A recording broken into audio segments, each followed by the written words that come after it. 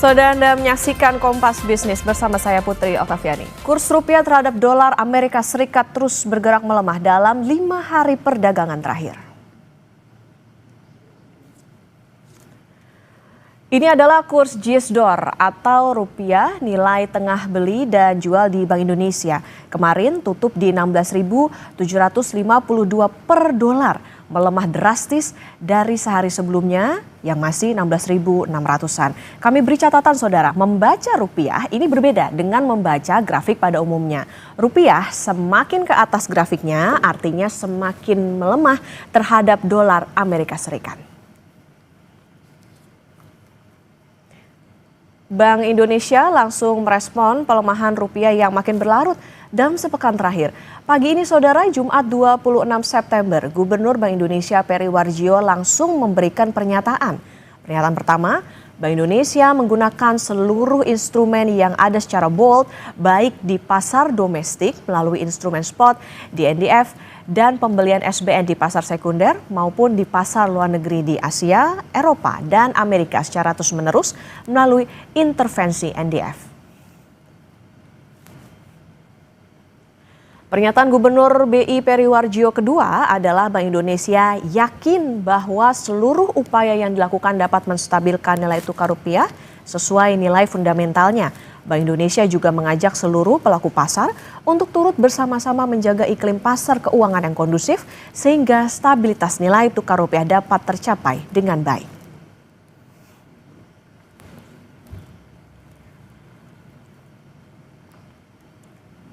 Sebelumnya saudara, Menteri Keuangan Purbaya Yudisadewa bakal menarik dolar milik masyarakat Indonesia yang tersimpan di luar negeri agar kembali ke dalam negeri. Akan ada insentif yang diberikan. Nah, menarik uang dolar yang orang Indonesia suka taruh di luar balik ke sini, tapi masih belum matang, masih kita matangkan lagi. Tapi kalau saya lihat rencananya cukup bagus sekali. Jadi kemungkinan bisa dijalankan dalam waktu mungkin 1 bulan ke depan. Ini betul-betul market base. Kalau saya kan orang market. Jadi ya pasti market base, bukan memaksa orang itu, tapi akan memberikan. Ini masih belum matang ya, boleh ngomong ya? Saya nggak tahu. Dikit aja mungkin pendiskil Pak. Kira-kira akan ada insentif di mana orang Indonesia lebih suka naruh uang dolar di sini dibanding di luar. Saya baru tahu juga bahwa ternyata setiap bulan banyak juga yang kirim ke luar negeri orang Indonesia. Uangnya utamanya ke beberapa negara di kawasan sini. Jadi kita akan menjaga itu dengan memberikan insentif yang menarik sehingga mereka nggak usah capek-capek kirim dolarnya keluar. Itu kalau kita bisa jaga masuk ke sini, nggak keluar, cadangan kita akan lebih besar lagi dan perbankan kita punya suplai dolar lebih banyak lagi. Dan nanti proyek-proyek yang hilirisasi kan biasanya perlunya dolar financing kan. Dananya ada di sini dengan bunga yang cukup baik dan yang untung adalah perbankan dalam negeri sendiri. Jadi uangnya nggak kemana-mana. Sebelumnya saudara, 23 September APBN racikan Menkyu Purbaya sah di sidang paripurna. Salah satu yang menonjol adalah defisit APBN yang lebih lebar dari racikan Sri Mulyani, yaitu dari 2,48% menjadi 2,68%.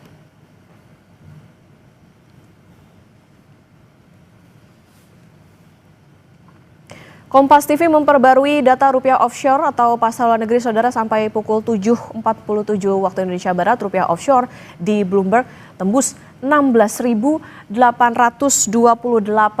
Kami ulangi saudara, rupiah di pasar offshore sudah tembus 16.828 per dolar Amerika Serikat. Bank Indonesia pagi ini juga langsung memberikan statement. Ada apa sebetulnya dengan rupiah yang tidak bertenaga? Kompas Bisnis akan tanya ke Guru Besar Fakultas Ekonomi dan Bisnis FEB Universitas Indonesia, Profesor Telisa Aulia Valianti. Selamat pagi Prof. Telisa.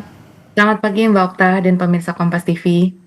Prof. Telisa, ini pagi hari ini Bank Indonesia memberikan pernyataan merespon rupiah yang melemah. Sudah tepatkah respon Bank Indonesia ini atau justru menunjukkan situasi kepanikan? Oh tidak ya, tentu kita harus menjangkar ekspektasi pasar ya, karena yang namanya nilai tukar rupiah itu kan pasti sangat dipengaruhi oleh ekspektasi dan persepsi pelaku pasar. Jadi justru harus ada statement dong dari regulator yang menangani bidang rupiah ini ya, ya tentunya Bank Indonesia ya. Bank Indonesia harus state bahwa akan melakukan stabilisasi. Jadi artinya bahwa ya pemerintah itu hadir ya untuk menenangkan situasi atau mengurangi volatilitas seperti itu sih. Jadi itu tentunya sudah sewajarnya dilakukan oleh Gubernur Bank Sentral ya untuk memberikan reaksi agar ekspektasi pasar juga terjangkar gitu bahwa pemerintah itu hadir karena Bank Indonesia tentunya punya fungsi untuk melakukan stabilisasi rupiah seperti itu sih. Jadi Oke. itu menunjukkan bahwa memang sudah harus dilakukan ya untuk karena ini volatilitasnya lebih tinggi tiba-tiba dalam sekian hari kan tinggi. Jadi langsung kan harus ada statement seperti itu. Oke, artinya pemerintah hadir bukan menunjukkan situasi kepanikan, justru ini terutama untuk menjaga ekspektasi pasar. Prof, rupiah ini kan tadi dikatakan melemah mendekati 17.000 per dolar setelah APBN racikan Menkyu Purbaya didukung DPR dan akhirnya sah. Angkanya agresif karena semuanya naik dibandingkan dengan yang diformulasikan Sri Mulyani. Apakah ini juga jadi salah satu faktor rupiah melemah, Prof?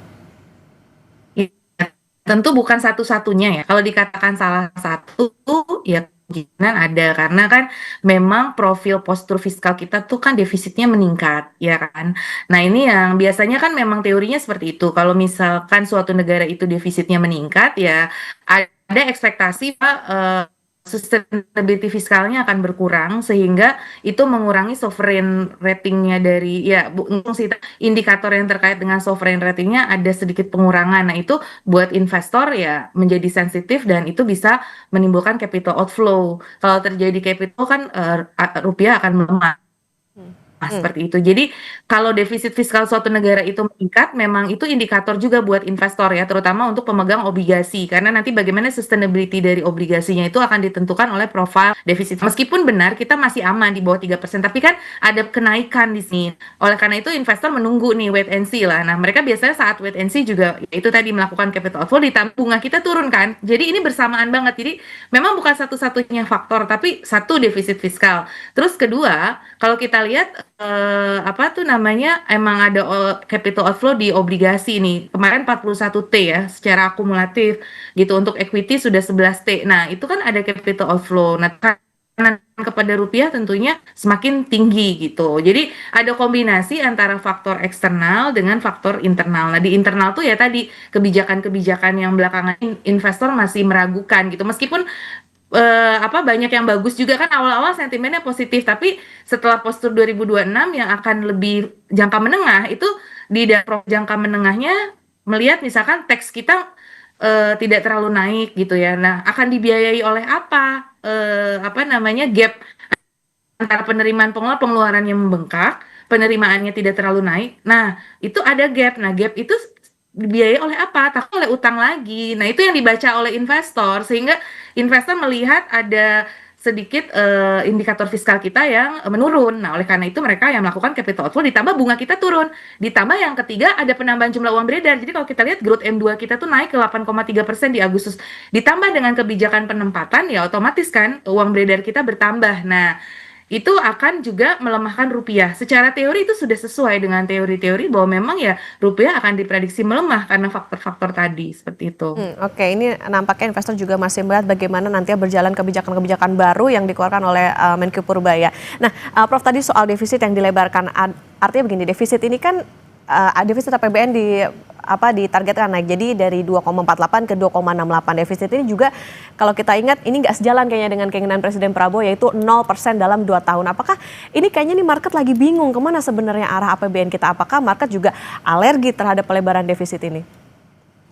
Sebetulnya pelebaran defisit yang manageable, yang kemudian itu bisa menjanjikan promising kepada narasi growth story, karena investor juga suka dengan growth story ya sebenarnya, tetapi harus balance dengan narasi sustainability-nya begitu. Jadi betul ada kebingungan tadi ya, di satu sisi ingin 0%, di satu sisi defisit melebar. Nah ini juga yang ada kebingungan konsistensi dari kebijakan. Jadi mungkin komunikasi kebijakan sinerginya itu perlu lebih ditingkatkan lagi ya gitu. Karena memang ini kan kita lagi euforia nih, lagi istilahnya kan dengan inovasi baru yang dilakukan Pak Menteri ini kan market tuh jadi exciting juga. Awalnya tuh sangat mengharapkan ada hal-hal yang membuat market itu menjadi fresh gitu. Kemudian ada, karena beliau orang market ya, menciptakan sentimen-sentimen positif yang sudah lama agak slow gitu kan. Jadi itu yang diharapkan. Nah, tapi on the other hand ada narasi-narasi kebijakan yang kemudian itu masih pusing gitu ya, apa bukan masih narasi-narasi kebijakan yang masih belum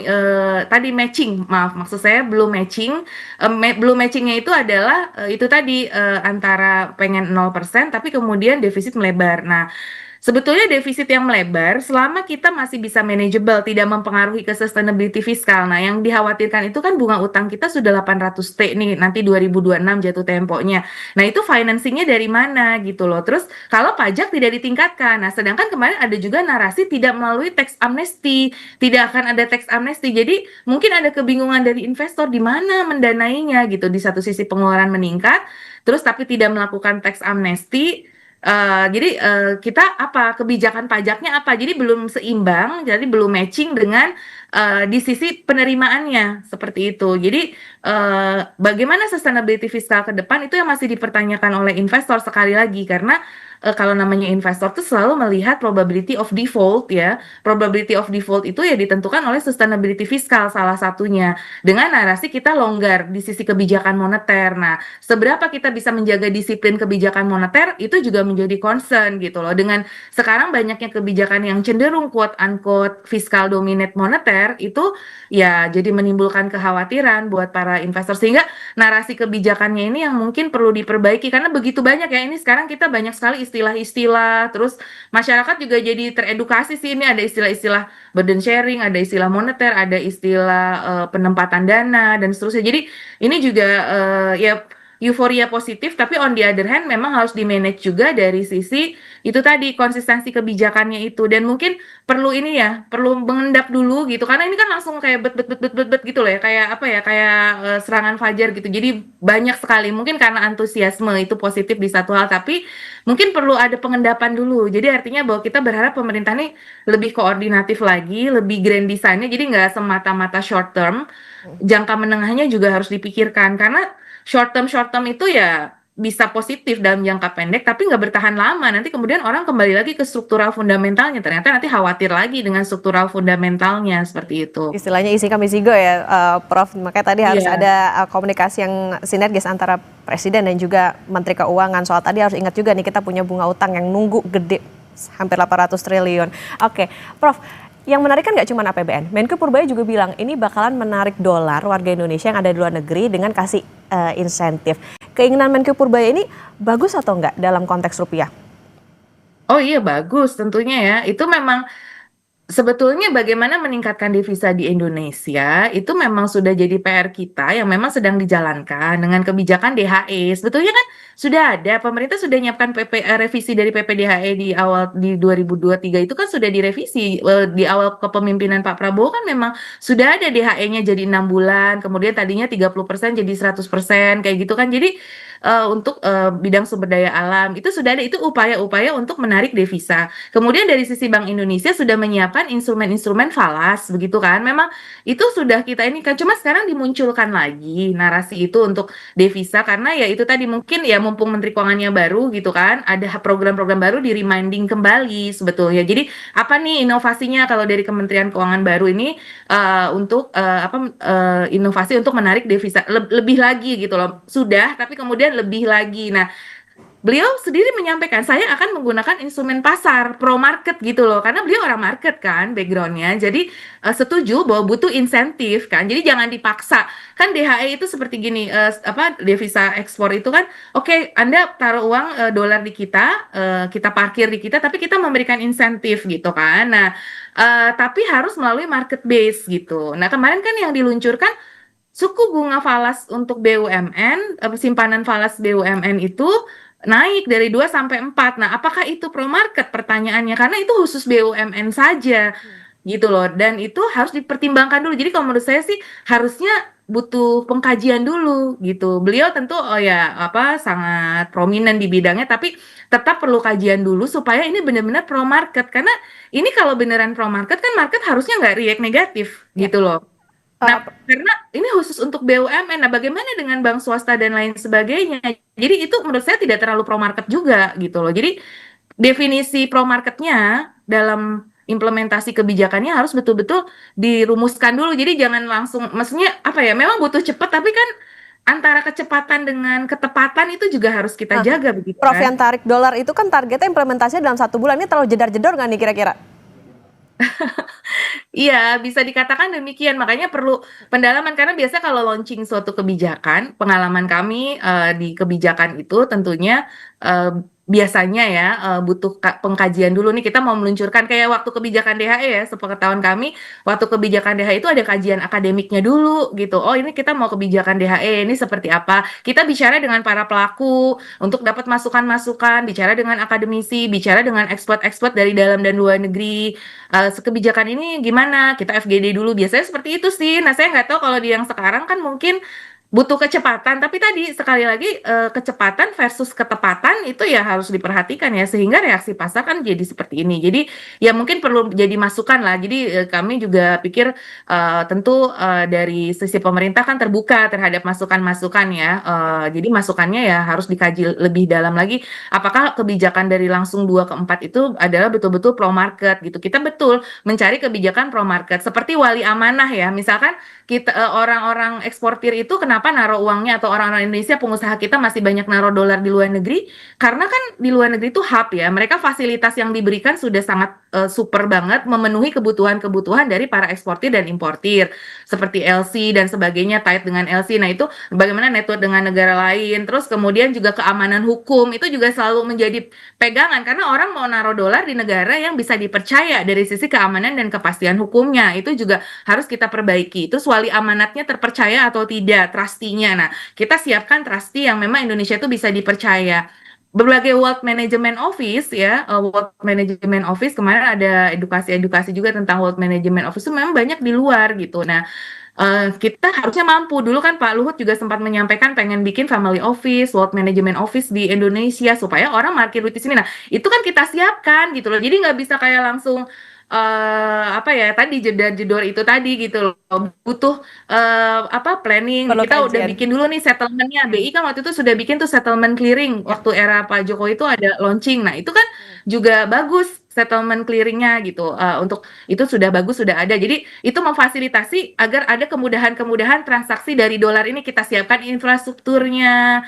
Jadi nggak bisa hanya main suku bunga, tapi suku bunga yang dipaksakan gitu ya. Jadi itu mungkin sudah benar, tapi supaya tidak mendistorsi pasar, desain suku bunganya itu seperti apa mungkin perlu dibahas juga supaya tidak mendistorsi pasar seperti itu Oke, sih. Prof, termasuk juga naikin bunga deposito falas dari 2% ke 4%, ini kira-kira bakal ngerusak pasar dan persaingan bisnis yang sehat nggak sih antara bank Himbara misalnya dengan swasta? Iya dong, karena kan itu hanya berlaku untuk BUMN saja. Terus bagaimana dengan bank swasta? Ini kan jadi crowding out, takutnya crowding out buat bank swasta jadi kesulitan likuiditas falas ya. Jadi ya makanya ini nggak pro market bener-bener sih kalau kalau hanya untuk bank BUMN seperti itu. Makanya bagaimana dengan bank swasta? Jadi makanya perlu dibicarakan terlebih dahulu lah bagaimana desain yang tepatnya perlu ngobrol selain sama Himbara ya tentu sama pelaku-pelaku dari asosiasi bank-bank swasta ini juga harus diajak bicara seperti itu. Jadi tadi apa reaksinya itu juga harus dilihat ya Ya. gitu ke pasarnya seperti Oke, itu. oke, baik Prof Teresa, nanti kita lanjutkan kembali dan saudara tetap bersama kami di Kompas Bisnis.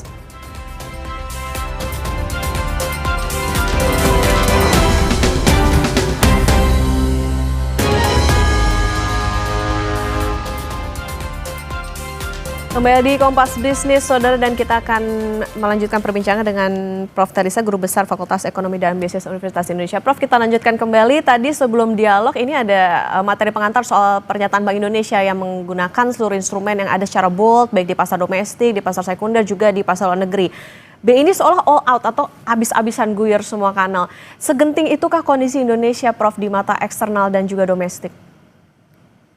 Ya, jadi kalau kita lihat stabilisasi rupiah yang dilakukan itu kan melalui triple intervention strategi ya kalau Bank Indonesia itu melalui pasar NDF, terus kemudian juga melalui pasar obligasinya ya dengan SBN ataupun dengan SRBI, dengan suku falas dan lain sebagainya, instrumen-instrumen yang ada. Jadi triple intervention strategi itu memang sudah terbukti efektif bisa menjaga stabilitas rupiah kita gitu. Jadi kalau misalkan dikatakan bahwa Bank Indonesia akan melakukan intervensi di NDF offshore, itu pernah dilakukan Pak Hahas. Waktu kita pernah tuh yang setelah Lebaran tuh setelah April itu loh ya, kejadian April itu memang pemerintah juga melakukan itu. Kalau tidak rupiah bisa lebih jatuh lagi.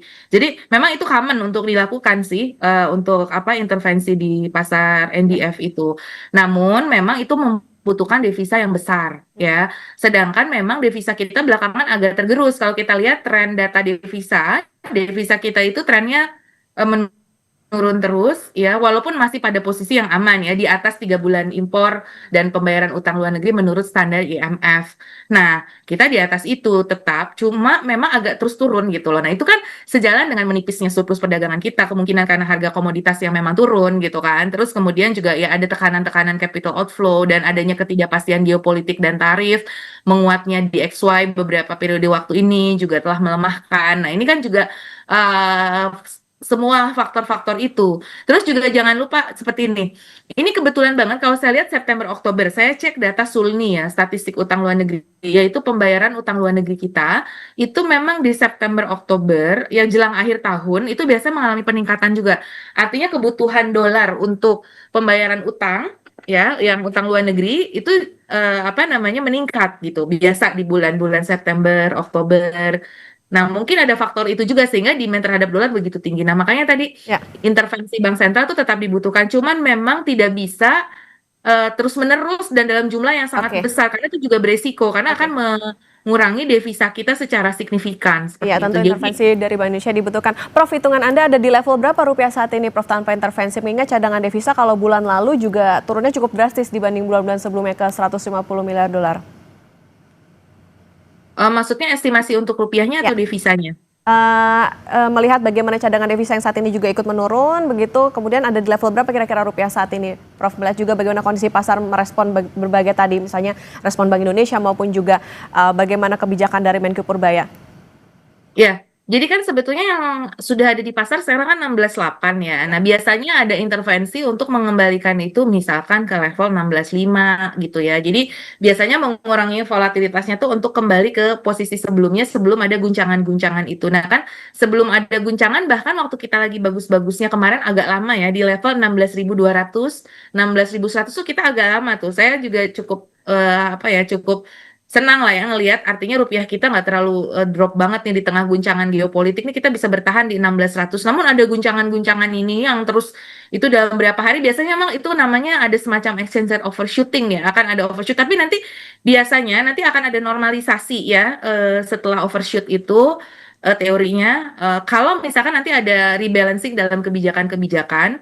Nah, terus kemudian nanti tekanan kepada permintaan dolarnya sudah mulai mereda, tadi dari sisi fundamental kebutuhan dolarnya dan lain sebagainya, ya mudah-mudahan ini kita bisa edukasi ke masyarakat juga untuk tidak melakukan capital outflow dulu nih, misalkan kayak kegiatan-kegiatan yang membutuhkan dolar tinggi gitu. Nah, itu mungkin bisa ini dulu diredam dulu, nah kita kurangi dulu, nah terus nanti dia akan ada ke equilibrium baru biasanya. Nah, equilibrium baru itu biasanya nanti akan diharapkan kembali ke 16,5. Biasanya pertama seperti itu ke level 16,5 dulu. Nah, nanti kalau sudah ada perbaikan-perbaikan kebijakan yang lebih signifikan lagi, terus tadi ya, mungkin kita sudah menemukan formula yang tepat untuk tadi memarkir dolar di Indonesia ya. Jadi dolar ini terus kemudian ekspor kita misalkan juga membaik. Nah, itu devisa harapannya juga bertambah di akhir tahun ada tambahan-tambahan misalkan dari remitansi dan lain sebagainya. Nah, itu nanti harapannya bisa lebih kuat lagi dari 16.500 tapi 500. Oke, Prof. Artinya begini, ini kan karena ada intervensi begitu. Ini udah mau dekat lagi ke 17.000. Artinya kalau tanpa intervensi bisakah menuju ke 17.000, Prof? Karena ini udah 16.800. Oh iya, bisa-bisa aja kalau tekanannya itu semakin kuat ya di akhir tahun ya. Jadi, tapi kan karena intervensi pasti itu kan kayak 17.000 tuh kayak level psikologis ya. Ya. Itu pasti bank sentral akan menjaga agar tidak lewat dari level psikologis itu selama dengan devisa yang ada itu tidak mengganggu dari nanti kestabilan devisanya ya. Jadi selama itu masih bisa kita bayar at all cost gitu, ya itu dilakukan. Tetapi kalau misalkan nah tapi mudah-mudahan nah pasti saya yakin sih pemerintah juga akan terus untuk memantau sinergi ya, terutama di KSSK ya, Komite Stabilitas Sistem Keuangan, di mana di situ sinergi antara Bank Indonesia dengan pemerintah gitu, di situ dengan Kementerian Keuangan, Kemenko Perekonomian, semua ya kita harus memantau itu ya LPS dan seterusnya. Jadi itu bersama-sama biasanya sih di KSSK kalau kayak gini akan ada rapat dan kemudian bagaimana kebijakan sinerginya untuk mengembalikan ke tingkat yang tadi, ke level menjaga fundamentalnya. Kan bahasanya Pak Gubernur BI kan bagaimana menjaga rupiah itu pada Ada fundamentalnya gitu. fundamental. Jadi ya kalau fundamentalnya memang kita melemah ya memang melemah, cuma melemahnya itu jangan sampai terlalu overshoot Ya, sekali gitu loh. Itu yang dan keluar dari level psikologis, biasanya seperti oke itu. baik. Kuncinya adalah bagaimana Jangan sampai keluar komunikasi dari yang level psikologis. ya harus kuncinya tadi komunikasi yang sinergis tidak hanya dari Bank Indonesia begitu, tapi juga tadi soal bagaimana kompak nih antara Menkyu juga dengan Presiden Prabowo soal target